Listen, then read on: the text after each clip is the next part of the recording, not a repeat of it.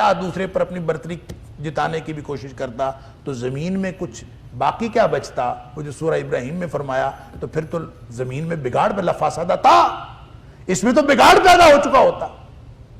تو زمین کا نظام، سموتھ رننگ، کائنات کا پورا شاندار نظام یہ بتاتا ہے کہ سبحان اللہ عما یصفون، اللہ کی ذات ان سارے عیوب و نقائص سے پاک ہے جس کے بارے میں یہ لوگ باتیں کرتے ہیں۔ ان کو سمجھ نہیں آتی کس ذات کے بارے میں بات کر رہے ہیں، اتنی سی مخلوق ہے۔ وہ جو ہے نا واسع کرسی السماوات والارض، زمین و آسمان کے اوپر اس کی کرسی حاوی ہے۔ وہ کتنی سی کائنات ہے اور کتنی حاوی اس کی کرسی ہے، اس کے اوپر کتنی بڑی ذات ہے، اللہ اکبر۔ اس ذات کے بارے میں لوگ یہ سمجھتے ہیں کہ اس کے ساتھ کوئی الہ مخلوق میں سے اٹھ کے بن جائے گا۔ ما قدر اللہ حق قدر، انہوں نے اللہ کی قدر ہی نہیں کی۔ اور سبحان اللہ عما یصفون، وہ ذات پاک ہے۔ پاک جو ہے نا، یہ میں کئی دفعہ عرض کرتا ہوں اور پھر میں بار بار اس لیے بتاتا ہوں کہ یہ ذہن میں مفہوم راسخ ہونا چاہیے۔ سبحان اللہ جب ہم کہتے ہیں کہ اللہ پاک ہے تو پاک کا مطلب یہ نہیں ہوتا کہ ایک ناپاک ہے اور ایک پاک ہے، وہ والا پاک نہیں ہے۔ سبحان کا مطلب ہوتا ہے وہ ذات جو عیوب و نقائص سے پاک ہو۔ عیب کہتے ہیں خامی کو اور نقص کہتے ہیں کمی کو۔ وہ ذات سبحان ہے۔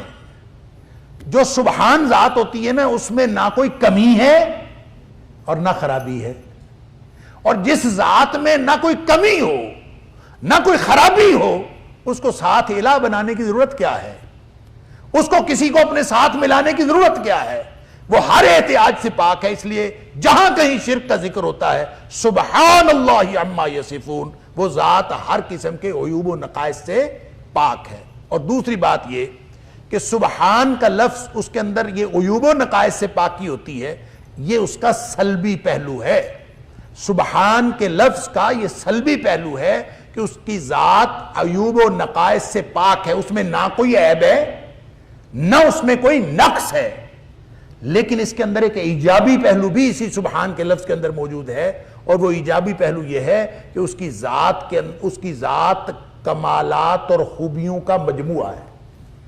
کمی بھی کوئی نہیں، خرابی بھی کوئی نہیں، حسن، خوبی، کمالات، وہ دنیا کائنات میں جو بڑے سے بڑا کوئی تصور ہو سکتا ہے وہ اللہ کی ذات میں بھرپور موجود ہے۔ لہذا جب آپ سبحان کہتے ہیں نا تو اس میں صرف یہ تصور نہیں آتا کہ وہ عیوب و نقائص سے پاک ہے، اس میں یہ تصور بھی شامل ہے کہ وہ کمالات کا بھی مجموعہ ہے، لہذا اس کو کس چیز کی ضرورت نہیں۔